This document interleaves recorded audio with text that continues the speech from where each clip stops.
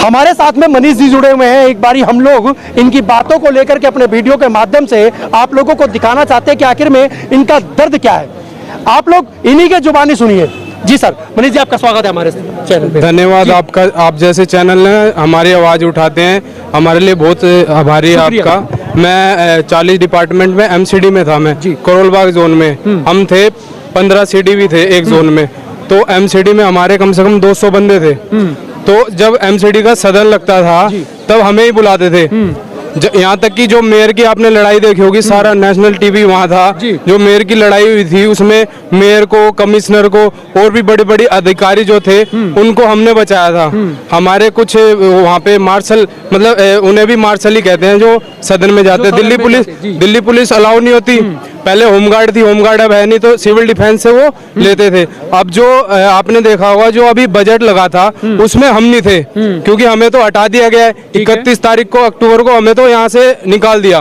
तो जब आपने देखा होगा वहाँ पे वो सदन 5 मिनट भी नहीं चल पाया। मेयर वहाँ से चली गई थी, जो पार्षद थे वहाँ, जो निगम पार्षद थे वो स्टेज पे चले गए थे। हमारी एक लेयर बना देते थे वो आगे से, उसमें महिला भी होती थी, पुरुष भी होते थे। तो हम लेयर बनाते थे ताकि जो अधिकारी है वो सेफ रहे। हमने वहाँ पे कुर्सियाँ, डंडे, पता नहीं क्या क्या खाए हैं हमने भी, हमारे भी वो थे। तो ये भी नहीं सोचा उन्होंने कि केजरीवाल साहब ने एकदम से ऐसा लेटर निकाल दिया। उस दिन से हमारा काला दिन है, और जब से हम 62 दिन हो गए हम यहाँ धरने पे ही आ रहे हैं। यहाँ से हमें उम्मीद है कि हम यहाँ से अपना रोजगार ले जाएंगे। मैं माननीय, जो मैं आपको यूँ कहूँ कि जो दिल्ली को संभालने वाली MCD की जो सरकार है, शैली ओबराय जी जो कि दिल्ली की मेयर है, और दिल्ली की मेयर जिस समय उनका सदन लगा था उस समय 5 मिनट भी उस सदन को जो है वो बर्खास्त कर दिया गया। वो 5 मिनट भी नहीं चल पाई। लेकिन वही दिल्ली की सड़कों पे लोगों की आम जिंदगियों को चलाने वाली वही मार्शल जब उस सदन पर वहां पर मौजूद थे और वहां पर बचा करके किसी तरीके से लड़ाई और झगड़े को निपटाया गया और वो सदन को बर्खास्त करके लोगों को जो है अपनी अपनी जगह से गेट से बाहर सुरक्षित निकाला गया। वहीं पर ये लोग थे, लेकिन इन लोगों के बारे में भी कोई सोचने वाला नहीं, और इन लोगों ने मेयर के बारे में सोचा, तमाम उन निगम पार्षद और तमाम उन नेताओं के बारे में सोचा, लेकिन इनके बारे में सोचने वाला अब दिल्ली के अंदर में शायद अब कोई नहीं। आखिर में इनकी आवाजों को कौन सुनेगा? आखिर में इनकी आवाजों को आगे तक कौन लेकर के जाएगा?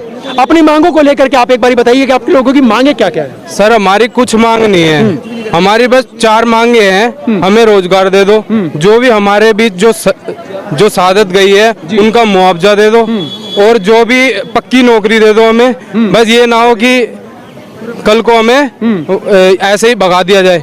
हमें 60 साल तक रोजगार दे दो, बस यही मांगे हमारी 4 पर। हम ये नहीं कह रहे कि हमारा 1-2 लाख वेतन कर दो या उतना करो, जितनी सैलरी थी हम उसी में खुश थे यार। किसी का क्या ले रहे थे यार? हमने कोरोना में हमने कितने बंदे हमारे साथी थे वो गए। कोरोना में हमने रोड पे हम ही थे, आपने देखा होगा पुलिस वाले भी हमारे पीछे रहते थे, हम आगे कोरोना में हमने ड्यूटी करी है फ्रंट वॉरियर की तरह। फिर भी हमें इतना सम्मान नहीं दिया गया। हमने कहा चलो कोई बात नहीं, हमें रोजगार मिल रहा था, हम अपने रोजगार के लिए ही कर रहे थे। अब अचानक से यार पता नहीं, तब से ही यही बात है। मैं आपको कहूँ साधने तो बहुत हैं, साधन बहुत हैं, लेकिन उस साधन का इस्तेमाल कैसे किया जाए? साधन अब बेरोजगार बहुत है, और दिल्ली सरकार कहती है कि हम काम कहां से दें। अरे जनाब, बेरोजगारों की तरफ देखिए, नई वैकेंसियां तो निकालते हैं, लेकिन सबसे पहले जिनको आपने बेरोजगार किया उनके बारे में सोचिए।